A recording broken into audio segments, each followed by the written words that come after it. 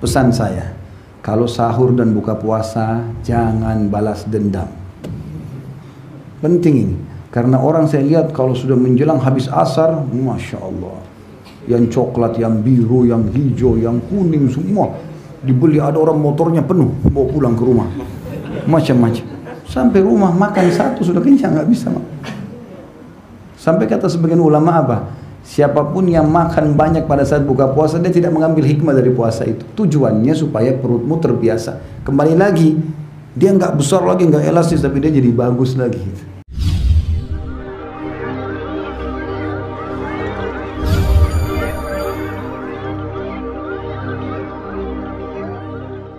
Baik, di antara amal yang sangat dianjurkan di Ramadan ada beberapa poin. Yang pertama itu puasa sendiri.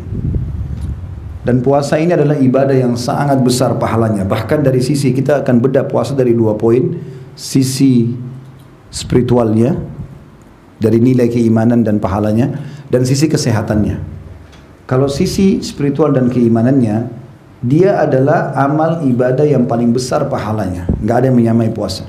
Mau sholat, mau haji, mau jihad, semua di bawah nilai puasa dari sisi kuantitasnya. Beranjak daripada hadis Bukhari Muslim yang kata Nabi SAW, Allah berfirman, yaqulullahu ta'ala, kullu amal ibn Adam lahu al-hasanatu bi asyri amthaliha ila 700 di'fin ila adha'afin katsir ila 700 di'f. Semua amal ibadahnya anak Adam sudah ditentukan kadarnya, atau makna lainnya sudah kembali pada dirinya sendiri. Langsung Allah kasih nilai. Kata Nabi SAW, Allah berfirman, satu pahala bisa jadi 10 kali lipat, bahkan 700 kali lipat. Tergantung kadar keikhlasan. Kita sama-sama sholat di saf pertama, ada yang dapat cuma 10 pahala, ada yang 100 pahala, ada yang 1000 pahala, ada yang 700 pahala. Tergantung kadar keikhlasan, benarnya wudunya, benarnya syarat-syarat dan rukun sholatnya, khusyuknya, semua itu masuk. Ayat-ayat yang dia baca. Kemudian, kecuali puasa. Kata Nabi SAW, illa siyam atau illa saum, fa innahu li wa ani ajzibihi. Allah mengatakan kecuali puasa, hadis qudsi ini, karena dia milikku dan aku akan balas langsung. Taraka syahwatahu wa ta'amahu wa syarabahu min ajli. Dia meninggalkan syahwatnya, makanannya, minumannya karena aku, kata Allah. Jadi karena itu secara kuantitas nilainya lebih besar daripada 700 kali lipat. Lis-shaimi farhatan. Kata Allah SWT, dan orang puasa aku kasih dua kegembiraan. Farhatun inda fitri, gembira pada saat dia berbuka puasa, wa farhatun inda liqa'i rabbih, dan kegembiraan pada saat dia bertemu dengan Tuhannya. Jadi kalau pada saat buka puasa haus dan laparnya hilang, dia gembira. Kemudian pada saat bertemu dengan Tuhannya kena diberikan balasan surga, ya. Diberikan balasan surga. Wala khalufu famus shaim atyabu indallahi min rihil misk, dan bau mulutnya orang yang puasa di sisi Allah lebih wangi dari bau kasturi. Ini ada makna ya. Karena kan orang biasa kalau puasa nggak makan, nggak minum, apalagi kalau dia tidak sering kumur-kumur, kadang-kadang ya, karena menggunakan siwak, sikat gigi boleh orang kalau lagi puasa. Jadi kalau orang tidak lakukan, biasanya mulutnya ada bau, ya. Maka bau ini di sisi Allah dinilai lebih wangi dari bau kasturi. Ini di sisi Allah, bukan di sisi manusia. Jadi antum jangan sengaja panggil teman, nih mulut saya lebih wangi dari kasturi, tiup, pingsanlah orang itu. Ya. Maka ini keutamaan puasa. Dalam hadis riwayat Bukhari Muslim, kata Nabi SAW, man sama yawman fi sabilillah zahzahallahu wajhi anin nari sab'ina kharifa. Siapa yang buat puasa karena Allah sehari saja, karena Allah, maka Allah akan selamatkan wajahnya dari api neraka, jaraknya 70 tahun. Ya. Juga kata Nabi SAW, as-sawmu junnah, kajunnati ahadikum minal qital. Puasa itu jadi perisai dari api neraka, sebagaimana perisai seseorang dari kalian pada saat di kancah peperangan. Ya.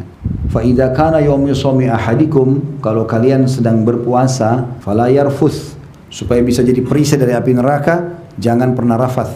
Rafath itu mengucapkan kalimat syahwat kepada bukan pasangan halal, ya. Sayang, rindu, cinta, apalah bahasa-bahasa ini yang untuk suami istri jangan dipakai untuk yang lain. Wala yafsuk, jangan dia berbuat kejahatan. Wala yajhal, jangan buat-buat kebodohan, buang-buang waktu. Maka ini semua dia. Fa in sabbahu ahad, kalau ada yang mengajak dia bertengkar, falyakul inni mru'un sha'im, katakan aku seseorang yang sedang ikut program puasa, enggak mau bertengkar. Gitu. Jadi ini perintah puasa. Bersabar, jalani insyaallah, dan nikmati itu hausnya, nikmati laparnya, sebagai sebuah pengorbanan buat Allah. Toh juga begitu azan maghrib bebas kita makan dan minum. Ya, kalau kita hitung waktu kita puasa sama waktu kita boleh makan dalam sehari, lebih banyak waktu kita boleh makan loh. Karena dari mulai maghrib sampai subuh. Kalau maghrib jam 6, subuh jam 5, ya, berarti kita bisa 11 jam atau 12 jam, kurang lebih ya. Hampir sama mungkin antara puasa sama kita boleh buka puasa dan makan. Maka bukan berarti kita disuruh puasa terus. Makanya Abu Darda berkata radhiyallahu anhu, kalau bukan karena menikmati hausnya, menahan dahaga ini di puasa dan bangunnya sholat malam dan berduduk sama orang-orang saleh, aku tidak ingin hidup sesaat pun di muka bumi ini. Maka nikmati puasa itu, indah, nyaman. Sisi spiritualnya ya, sisi kesehatannya, kalau badan kita ini mesin, rusak ini mesin. Karena makan pedas, makan manis, makan dingin, masuk panas. Kalau mesin rusak nggak ini? Rusak. Mobil saja harus servis kan? Kalau nggak servis bisa mogok tengah jalan. Antum pakai 11 bulan, makan nasi goreng, makan pisang, makan ini, minum panas, minum dingin. Maka 11 bulan dipakai. Tahu nggak teman-teman, secara medis kita juga biar tidur malam, pencernaan kita masih mengelola sisa makanan yang kita makan. Makanya medis melarang banyak makan kalau malam hari kan gitu. Karena yang kita makan dari pagi itu masih dikelola itu pada malam hari. Makanya bangun pagi biasanya orang buang air gitu. Nah, seperti itu. Nah, puasa datang untuk mengistirahatkan, servis. 11 bulan kau pakai badanmu nih, 11 bulan seperti kalau mobil kau pakai, sekarang masukin bengkel, servis. Jangan makan, jangan minum. Makanya kita kalau sudah seminggu puasa, 2 minggu puasa, perut kita sudah terbiasa itu. Kadang-kadang buka puasa dengan berapa butir kurma, minum 1 gelas sirup, sholat maghrib, udah biasa. Kadang-kadang mau makan males ya.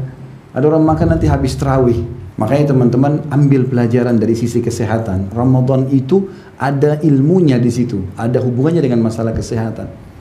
Ada satu orang kaya di Saudi, dia ini 10 tahun tidak puasa Ramadan, 10 tahun. Orang kaya. Bagaimana caranya supaya orang tidak soroti dia? Karena dia orang kaya di Saudi. Dia setiap kali mau tiba Ramadan kayak kita begini akhir Syaban, dia ajak istri sama anak-anaknya berangkat ke Eropa liburan supaya ada uzur musafir. Dia pulang setelah Idul Fitri. Jadi nggak ada puasa. Orang juga tidak banyak tanya dia, mungkin orang pikir dia puasa di sana, padahal sebenarnya tidak. Dan dia pergi ke negara Eropa, karena negara kafir mungkin sedikit orang Islam, gitu. Setelah 10 tahun, Allah uji dia dengan penyakit. Ini kisah nyata. Allah uji dia dengan penyakit, kena sakit di perutnya, setiap datang kejang-kejang, kesakitan. Dia nggak bisa obati. Dia pakailah harta dia yang ada, datangi semua dokter spesialis penyakit dalam, seluruh dunia didatangi sama dia. Karena orang kaya. Berobat sana, berobat sini, dokter-dokternya tidak ada yang temui penyakitnya. Subhanallah, sampai hampir setahun dia berobat. Di tahun ke-11 ya, 10 tahun dia tidak puasa Ramadan. Di tahun ke-11 ini hampir 1 tahun dia berobat sana sini nggak sembuh-sembuh. Kalau datang teriak-teriak kesakitan. Terakhir itu hampir sebelum Ramadan, bulan Sya'ban begini, dia rupanya dengar ada satu dokter spesialis orang Katolik di Jerman. Ada sedikit saya mau tambahkan kisah di sini. Katolik ini sudah lama dikenal mau masuk Islam, tapi dia lagi tunggu berita besar nih. Apa ini kira-kira mendongkrak dia untuk syahadat?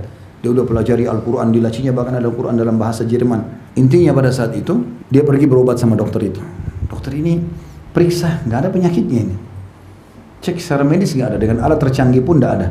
Lalu dokternya tanya, mana dokter-dokter yang pernah kau datangin sama resep-resep obatnya?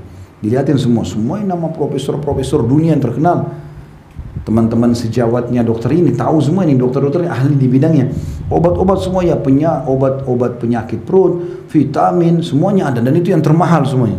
Maka dokternya bilang begini, kamu agama apa? Dia bilang, saya Muslim. Kata orang itu, ini sebabnya dia taubat ya, dari dokter Katolik ini. Dokternya bilang, setahu saya kamu kan dalam agama Islam ada puasa Ramadan, puasa. Dia rupanya sudah pelajari Islam orang ini kan gitu. Dan itu puasa sebulan kan. Saya sarankan kamu tinggalkan semua resep-resep kamu ini. Sebentar lagi bulan puasa ini kau puasa. Dokter ini gak tahu kalau dia 10 tahun tidak pernah puasa ini. Karena dia sudah kepepet, semua dokter sudah angkat tangan. Dia tiba-tiba tersentuh, ya kenapa saya gak coba terapi puasa. Dia pulang, semenjak dia niat puasa dan taubat, penyakitnya hilang. Sebulan penuh gak pernah kambuh penyakitnya. Dan gara-gara itu dia bertobat. Setelah lebaran, dia lihat tidak ada lagi penyakitnya datang, dia pergi ke dokter itu, dia mengucapkan terima kasih. Dia bilang, dokter, Anda sudah menyadarkan saya kepada agama saya ucapkan terima kasih. Saya sebenarnya tidak pernah puasa selama 10 tahun. Setelah saya puasa ini saya sembuh. Dokternya keluarkan Quran terjemahan bahasa Jerman dari laci. Saya udah lama mau masuk Islam. Gara-gara ini saya masuk Islam. Syahadat gara-gara itu. Dari manfaatnya buat kesehatan besar. Makanya kita kalau habis Idul Fitri, biasa makan hari pertama Idul Fitri, makan baru 1 rumah, 2 rumah sudah kenyang. Kalau mau dipikirkan kita sebulan puasa, gitu. Mungkin orang bisa tanda kutip makan banyak di sini, tapi nggak bisa. Seperti mobil, kalau habis diservis, gasnya sedikit saja sudah kencang ya, nggak ada suara. Tapi kalau lama nggak diservis, ya keluar asap hitam, suaranya ribut, segala macam. Nah seperti itulah. Ya. Maka sangat besar manfaatnya buat kesehatan. Makanya pesan saya, kalau sahur dan buka puasa, jangan balas dendam. Penting ini. Karena orang saya lihat kalau sudah menjelang habis asar, Masya Allah. Yang coklat, yang biru, yang hijau, yang kuning semua dibeli. Ada orang motornya penuh, bawa pulang ke rumah. Macam-macam. Sampai rumah makan satu sudah kenyang, nggak bisa. Sampai kata sebagian ulama apa? Siapapun yang makan banyak pada saat buka puasa, dia tidak mengambil hikmah dari puasa itu. Tujuannya supaya perutmu terbiasa. Kembali lagi, dia nggak besar lagi, nggak elastis, tapi dia jadi bagus lagi. Maka itu harus difahami. Makanya kata Nabi SAW, sebaik-baik makanan kalian pada saat buka puasa adalah kurma. Sebaik-baik makanan kalian pada saat sahur, kurma. Nabi gak bilang, makanlah daging, minumlah susu. Kurma. Supaya ambil hikmahnya. Boleh makan secukupnya. Tapi teman-teman percaya, kalau antum begitu azan, langsung nasi sama ayam goreng, sama tempe, sama sambal, sayur ini. Nah, sholat maghribnya ngantuk. Habis makan mau berdiri gak bisa. Kayak orang balas dendam. Percuma, berarti perutnya nggak diservis lagi tadi. Habis servis kita rusak lagi. Coba direnungi sunnah Nabi SAW. Makan berapa butir kurma, minum air, sholat maghrib dulu. Mandi yang segar, kemudian baru makan malam. Atau kalaupun sudah kenyang, biarin aja dulu. Tahan sedikit, habis tarawih, makan. Nanti kan sahur juga bisa makan gitu kan. Jadi ambil hikmah dari masalah itu. Baik, itu masalah puasa. Yang kedua, masalah sholat tarawih. Tarawih, qiyamul lail, qiyamul Ramadan, tahajud sama. Semua sholat malam maksudnya.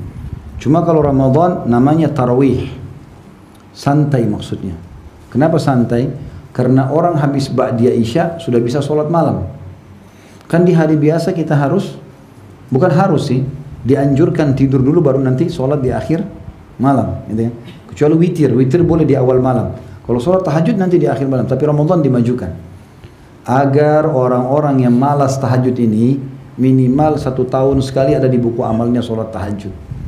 Nah, kalau ini juga nggak mau tarawih, kapan kira-kira dicatat di buku amalnya sholat malam? Padahal Nabi SAW mengatakan afdalus sholati ba'dal maktubah sholatul qiyam. Yang paling afdal setelah sholat 5 waktu adalah sholat tahajud. Qiyamul Lail. Dan itu di Ramadan dimajukan. Nabi SAW contohkan itu. Nabi SAW dipesankan juga tentang masalah solat ini. Man qama Ramadana imanan wa ihtisaba ghufira lahu ma taqaddama min dhanbi. Siapa yang mendirikan malam Ramadan dengan keimanan dan mengharapkan pahalanya, dibersihkan dosa-dosanya yang telah lalu. Hidupkan malam itu. Dan teman-teman usahakan solat berjamaah di masjid. Dan usahakan setelah imam selesai baru antum keluar. Makanya yang mau sholat 8 rakaat atau 11 rakaat ikut di masjid yang 11 rakaat. Yang mau 23 ikut 23. Dua-duanya sunnah Nabi SAW, gitu kan.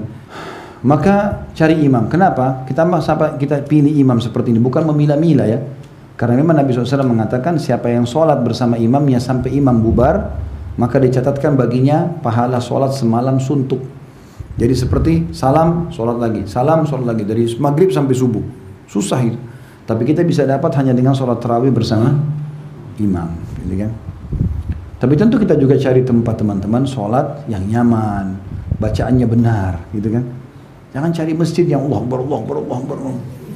Nah, kita tidak tahu baca apa ini. Belum baca subhanallah sudah sami Allah liman hamid. Belum rabbana alhamdulillah sudah sujud lagi. Apa ini? Salah satu kewajiban sholat itu tumaknina, tenang. Harus, kata Nabi SAW kepada sahabat yang begini sholatnya, Allah Akbar, Allah Akbar. Diistilahkan dalam hadis-hadis sahih, itu musi'us sholah, orang yang buruk sholatnya. Nabi lagi mau isi pengajian, dia datang, dia sholat buru-buru. Rukuk sujudnya seperti ayam patok jagung. Digambarkan dengan Ibnu Abbas seperti burung gagak patok makanannya. Maka selesai sholat Nabi SAW bilang, kembali kau, sholat lagi. Karena kau belum sholat itu. Nabi pikir tadi mungkin kena buru-buru mau hadir di majlis. Dia sholat lagi, sama lagi sholatnya. Belum sujud sebentar, udah berdiri lagi. Selesai Nabi bilang, ulangi sholatmu. Kau belum sholat. Dia ulangi lagi sampai 3 kali.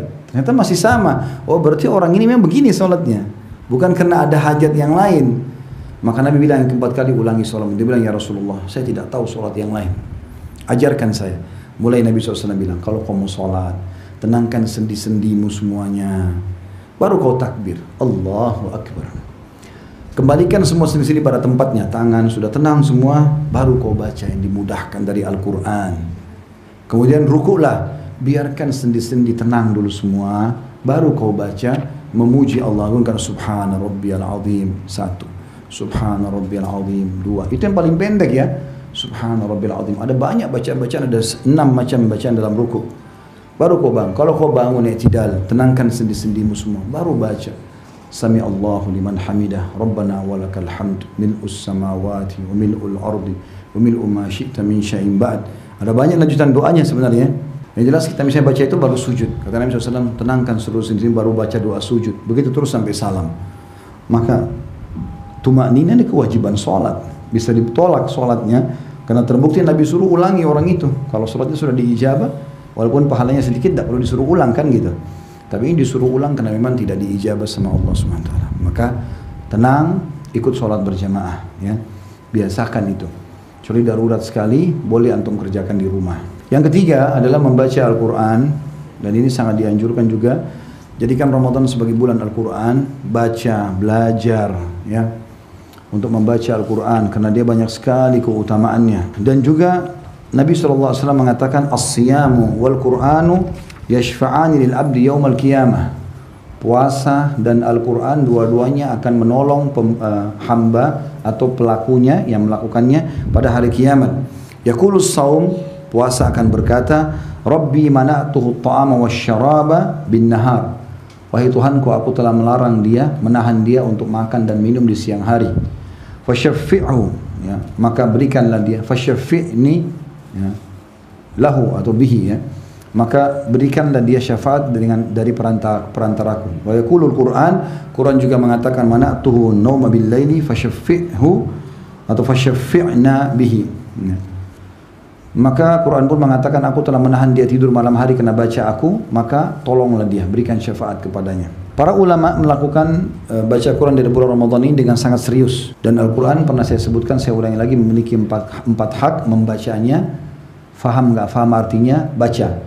Dan ini berurut dari Al-Fatihah surah nomor 1, Al-Baqarah nomor 2, Al-Imran nomor 3, An-Nisa nomor 4, Al-Ma'idah nomor 5, terus sampai 114 An-Nas. Ngerti tidak ngerti, baca saja ya, dan belajar huruf hijaiyahnya. Jadikan Ramadan momentum untuk bisa faham masalah itu. Dan ini kata Nabi SAW, siapa yang baca Al-Quran dan dia mahir, dia bersama dengan para malaikat. Dan siapa yang membaca Al-Quran dan dia terbata-bata, maka dia akan mendapatkan double pahala. Kalau dikasih 10 pahala satu huruf, dia akan dapat 20 gitu. Maka ini keutamaan tersendiri ya. Kemudian yang kedua, mentadabburi. Tadabbur itu berarti mengambil makna-maknanya, tafsirnya, terjemahannya. Kalau ini tidak harus berurut seperti awal, nggak harus dari Al-Fatihah, Al-Baqarah, Al-Imran, An-Nisa, tidak harus. Tapi antum buka daftar isi Al-Quran, dari 114 surah, mana nih yang paling saya suka nih, pengen baca duluan.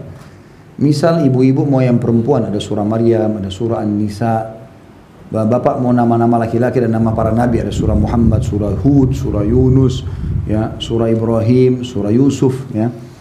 Ada nama-nama hewan, kenapa Allah sebutkan? Ada Al-Ankabut, laba-laba, ada An-Naml semut, ada An-Nahl lebah, ada Al-Fil gajah, ada Al-Baqarah sapi betina. Apa ini maksudnya? Baca. Dan ini caranya sederhana, 10 ayat per hari. 10 ayat per hari. Kalau masih merasa berat pun, bagi setiap habis sholat wajib 2 ayat saja. Subuh 2 ayat, duhur 2 ayat, asar 2 ayat, maghrib 2 ayat, isya 2 ayat. 10 ayat per hari. Kenapa 10 ayat Ustaz? Ada dalilnya. Hadis yang pertama adalah, atau riwayat pertama, perkataan para sahabat yang mengatakan kami tidak pernah bertemu ya satu sama yang lain, kemudian kami berpisah kecuali kami sudah mempelajari 10 ayat Al-Quran. Jadi teman-teman lagi di kantor, sebelum bubar kantor, ayo duduk yuk sebentar, kita baca, satu orang baca Al-Quran dengan terjemahan yang lain, dengar aja, nggak apa-apa. Tadabbur namanya, gitu kan? Maka itu bagus ya dilakukan. Ini tadabbur ya. Sehingga kita bisa renungi maknanya dan segala macam, ini sangat baik. Ini hak yang kedua, mentadabburi ayat Al-Quran ya.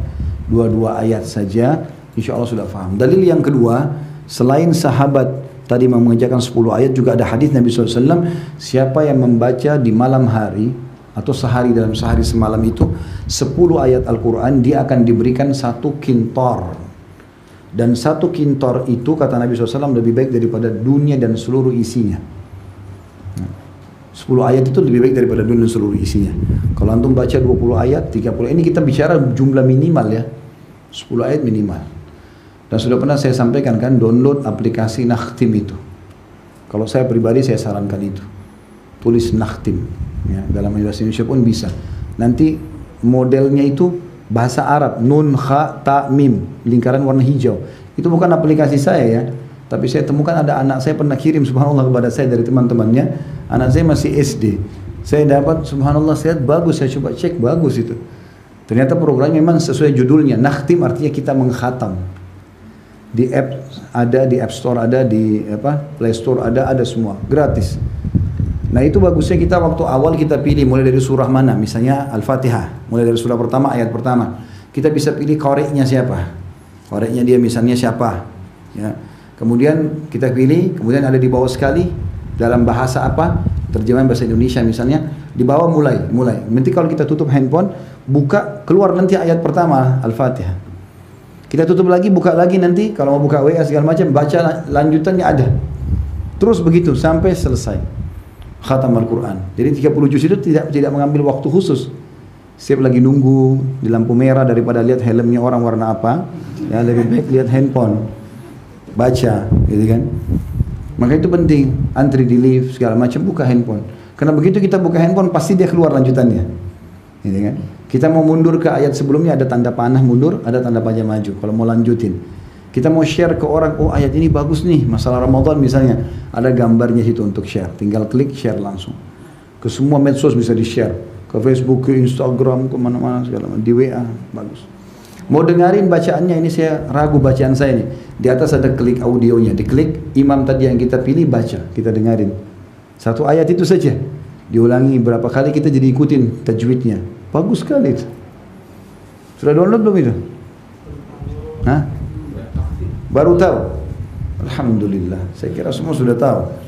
Cuma saya orangnya memang biasa ngulangin. Nah, itu bagus ya.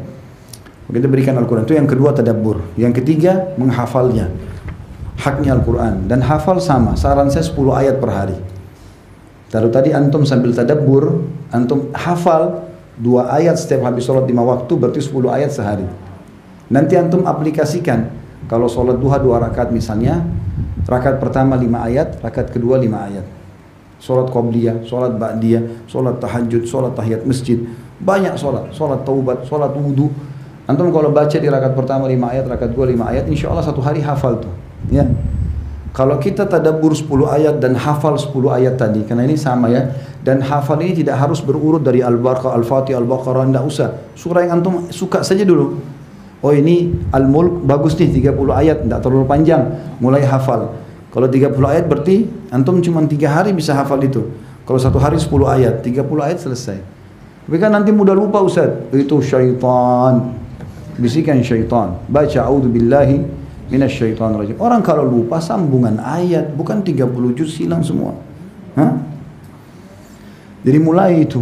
Ya, insya Allah Al-Quran itu ada 6.000 sekian ayat. Kalau antum hafal dan tadabbur 10 ayat per hari, kali 1 bulan berarti 300 ayat, kali 1 tahun kali 12 berarti 3.600 ayat, 21 bulan hafal 30 juz. Insya Allah. Yang keempat, mengamalkan isinya, itu hak Al-Quran. Dan Ramadan adalah bulan Al-Quran. Allah mengatakan dalam Al-Quran, A'udzubillahi minasyaitonir rajim, syahrul Ramadan alladzi unzila fihil Quran. Bulan Ramadan yang kami turunkan Al-Quran di dalamnya. Kata para ulama adalah bulan saatnya membaca Al-Quran. Imam Syafi'i rahimahullah mengkhatam di setiap Ramadan, di Ramadan di setiap hari 2 kali. Jadi 1 bulan 60 kali mengkhatam. Utsman bin Affan mengkhatam 30 juz di rakaat terakhir witir, yang biasa antum baca qul huwallahu ahad. Ya. Maka itu Al-Quran di bulan Ramadan. Yang keempat, sedekah. Sedekah di bulan Ramadan pahalanya sangat besar sekali, ya. Lebih daripada yang lainnya. Karena kata Nabi SAW, afdalu sadaqatu fi Ramadan. Sedekah yang paling afdal dikeluarkan di bulan Ramadan.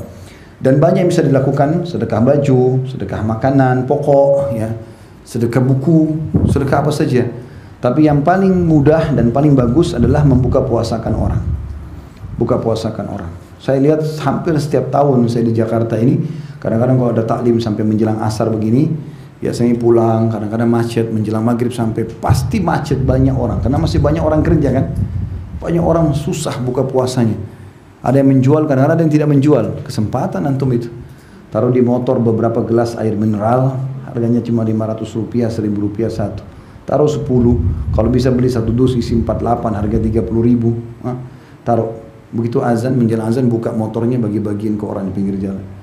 Beli kurma 1 dus, ya. 1 dus itu ada yang 10 kilo, ada yang dari 300.000 sampai 600.000 kurma-kurmanya. Kalau mau lebih sedikit pahala lagi, kantongin 2 butir 3 butir kurma di plastik kecil, bawa taruh di kendaraan, menjelang azan bagi-bagiin orang. Itu pahalanya besar. Jadi kalau kita beli 1 dus air mineral, isinya 48, 30 ribu rupiah modalnya. Itu paling mahal. Ada 1 dus cuma 20 ribu. Ya. Isi 48, anggap 50. Kalau kita kasih ke masjid dekat rumah, bagiin orang di jalan, habisin 50, berarti hari itu kita punya 51 pahala puasa. 50 orang yang kita buka puasa kan 1 kitanya.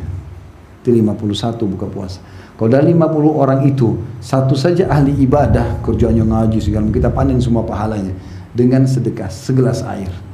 Karena pernah waktu Nabi SAW mengatakan, siapa yang buka puasain orang, dia akan dapat pahala seperti orang yang dibuka puasakan tanpa dikurangi sedikit pun dari pahala orang yang puasa itu. Kalau misalnya dia dapat 100 karena baca Quran segala macam, kita karena kasih dia minuman, kita dapat 100 pahala itu. Seperti itulah. Maka ini kesempatan emas. Yang paling afdal kurma dan air putih. Kalau bisa yang lain bagus. Makanya Nabi SAW pernah ditanya oleh sahabat, ya Rasulullah, tidak semua orang bisa buka puasain orang. Karena sahabat ini tangkapnya makanan lengkap, ya kita nasi campur misalnya gitu kan, lengkap. Kata Nabi SAW, Allah akan memberikan pahala ini kepada semua orang yang membuka puasakan orang walaupun hanya susu yang dicampur air. Kan biasa susu itu kalau dicampur air rasanya jadi berubah, cuma warna saja kan. Tapi kalau dia miskin, dia nggak punya kecuali itu, tetap dapat pahala. Atau sebutir kurma atau seteguk air. Dan siapa yang memberikan minum kepada orang puasa, berbuka puasa, seteguk saja, maka dia akan diberikan oleh Allah seteguk juga dari telagaku, hautku di hari kiamat. Dan siapa yang minum seteguk dari hautku tidak akan haus selamanya sampai dia masuk ke dalam surga. Jadi itu kesempatan, buka puasain orang, ya. Blok tuh masjid-masjid dekat rumah, gitu kan. Buka puasakan orang, itu bagus sekali. Selanjutnya yang keberapa? Hah? Yang kelima, i'tikaf, mengikat diri di masjid. I'tikaf ini teman-teman di 10 terakhir Ramadan dianjurkan sekali untuk mengikat diri di masjid, terutama kaum laki-laki. Bagi perempuan hukumnya sunnah dan ada syarat.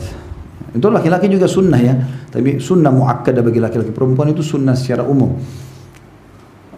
Tapi ada syarat. Kalau dia belum menikah, izin sama walinya dan bukan di luar kota, ya. Ada walinya, ayahnya. Kalau dia sudah menikah sama suaminya.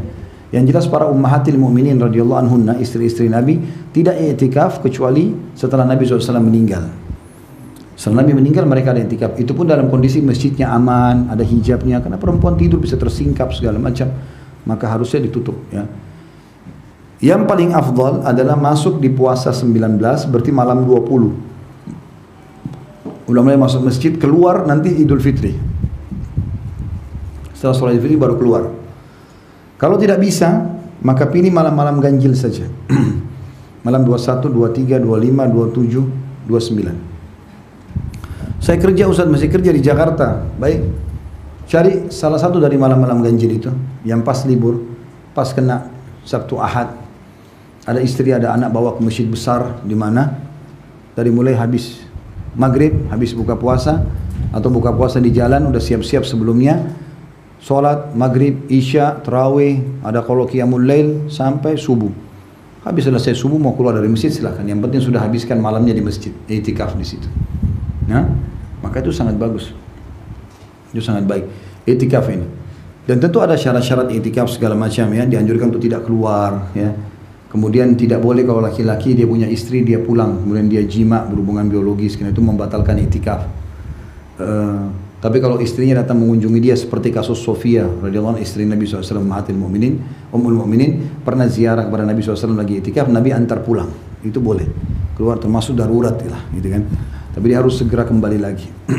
Kemudian tidak melakukan hal sia-sia, misalnya tidur aja. Ada orang i'tikaf tidur dari pagi nanti mau maghrib baru bangun, ya. Cuma bangun sholat tidur lagi, tidur lagi.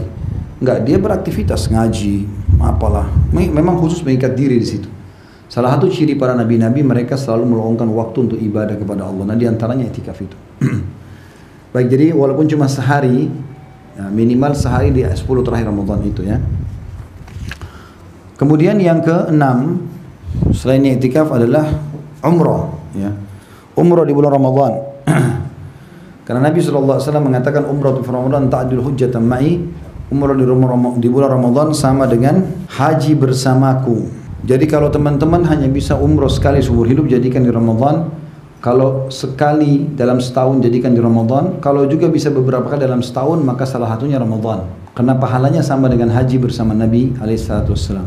Saya belum punya kemampuan Ustaz. Niat, innamal a'malu binniyat. Kata para salafus saleh, aku berharap punya niat di setiap amal saleh walaupun aku belum sempat melakukannya.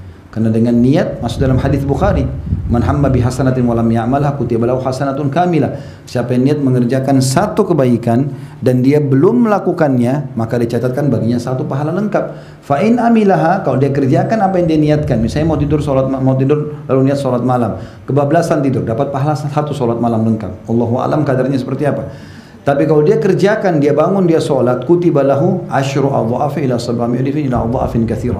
Dicatatkan baginya 10 kali lipat dari pahala ibadah itu sampai 700 kali lipat dan kelipatan-kelipatan yang banyak. Jadi diniatkan. Yang belum menikah, niat menikah. Niat menikah. Yang belum haji, niat umrah. Niatkan semuanya. Yang belum pernah jihad, niat jihad. Sampai kata Nabi SAW, siapa yang mati belum pernah sama sekali terlintas dalam niatnya pun jihad, maka mati dalam keadaan jahiliyah. Suruh niat. Tidak ada ruginya niat itu. Diniatkan insya Allah. Jadi kalau jemaah haji nanti habis Ramadan, lulang lalang naik bus, jangan cuma jemaah haji ya dari daerah ini selesai. Enggak. Niatkan dalam hati, ya Allah, andai saja kau berikan aku kemampuan, aku ingin haji seperti mereka. Tapi tulus, ikhlas. Memang kita nggak punya kemampuan, ya. Kalau kita punya kemampuan, tentu harus dia lakukan. Kemudian yang ke-7, ya, melakukan semua jenis ibadah. Terutama yang difokus adalah masalah doa. Doa juga khusus ya, karena kata Nabi SAW, orang yang puasa tidak akan ditolak doanya. Riwayat lain, jadi selama dia dari sahur sampai buka puasa mustajab doa. Tapi ada hadis lain yang berbunyi, dan setiap orang puasa memiliki satu waktu pada saat buka puasa diijabah doanya. Maka berdoa aja terus setiap ada kesempatan ya. Berdoa terutama minta dihilangkan masalah-masalah yang sedang dihadapi gitu kan. Selalu berdoa kepada Allah SWT. Itu sangat bagus. Sangat bagus. Maka kita berdoa terus rutinkan ya, karena ini doa mustajab. Kalau ada yang mengatakan, kan badan saya sehat Ustaz, saya sudah punya pekerjaan, ada istri, ada suami, ada anak, alhamdulillah cukup. Mungkin saya masih butuh doa nggak? Butuh. Karena dalam doa itu yang paling afdal adalah meminta agar Allah menambah nikmat atau mempertahankan nikmat, daripada nanti sudah ada masalah baru minta jalan keluar. Jadi misalnya kita lagi sehat nih, yang paling afdal yang Allah cintai adalah kita mengatakan, ya Allah pertahankan kesehatan saya. Itu lebih Allah cintai daripada kita sudah sakit minta disembuhkan. Ngerti nggak? Berarti pada saat kita sehat tetap berdoa supaya Allah pertahankan nikmat itu. Makanya kita kalau mau mulai makan, mau tidur, mau aktivitas baca bismillah. Kalau selesai, alhamdulillah. Kenapa kita alhamdulillah? Supaya nikmat itu bertambah dan bertahan, kan gitu. Itu maksudnya. Maka ada juga kalau saya tanya teman-teman, mau nggak pada saat kita lagi genting, lagi susah, kita berdoa langsung Allah ijabah? Mau nggak? Syaratnya itu adalah sering berdoa pada saat lagi lapang. Kata Nabi SAW, kenali Tuhanmu pada saat kau lagi lapang, dia akan kenali kau pada saat kau lagi susah. Jadi kalau pada saat kita lagi sehat berdoa, lagi kaya justru berdoa, ada keturunan berdoa, ada pasangan baik tetap berdoa. Terus saja kita berdoa supaya Allah Subhanahu wa taala kabulkan. Dan Ramadan sebulan penuh diijabah doa. Bayangkan nih teman-teman, kalau di kantor kita dibuka dari tanggal 1 sampai 31 Januari, siapapun pegawai minta diterima permintaannya. Itu mustahil terjadi lah gitu kan. Tapi ini Allah SWT sang pencipta menawarkan itu. Semua Ramadan diijabah doa. Maka kita kesempatan sampaikan hajat-hajat kita, jangan disia-siakan ini. Apalagi kalau beri pertemukan antara puasa dengan antara azan dan iqamah.